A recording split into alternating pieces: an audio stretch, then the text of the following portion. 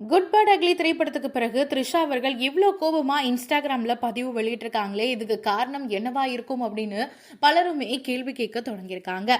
Good bad ugly திரைப்படத்துல த்ரிஷாவை ஒப்புக்கு சப்பா பயன்படுத்திட்டு இருக்காங்க அப்படின்னு பலருமே கிண்டல் செஞ்சுட்டு இருந்தாங்க. இந்த நிலையில இன்னைக்கு த்ரிஷா அவங்களுடைய இன்ஸ்டாகிராம் பக்கத்துல தன்னுடைய கோபத்தை வெளிப்படுத்தியிருக்காங்க. அப்பா டாக்ஸிக் ஆளுங்களா, உங்களுக்கெல்லாம் எப்படிதான் தூக்கம் வருது?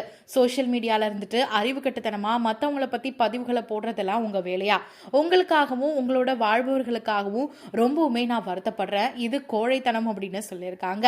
அண்ட் இவங்க யாரை பத்தி இவ்வளோ கோபமா சொல்லியிருக்காங்க அப்படின்னு பலருமே கேள்விகளை கேட்டுட்டு இருக்காங்க. அது மட்டும் இல்லாம டெஸ்ட் 3 படத்துல நயன்தாரா அவர்களுடைய நடிப்பு நல்லாவே இல்லை அப்படின்னு பல சோசியல் மீடியால பல போஸ்டுகள் ஷேர் ஆகிட்டு இருந்தது. இது எல்லாத்துக்கும் காரணம் த்ரிஷா தான் நயன்தாரா மேல இருக்கக்கூடிய கோபத்தை பிஆர் மூலமா இந்த மாதிரி எல்லாம் பண்ணிட்டு இருக்காங்க அப்படிங்கிற மாதிரியான ஒரு செய்தி ஒரு பக்கம் வந்துட்டு இருக்கு. அண்ட் இன்னொரு பக்கம் விஜய் அவர்களையும் த்ரிஷா அவர்களையும் சேர்த்து பலவிதமான பேச்சுக்களும் வந்துட்டு இருக்கு.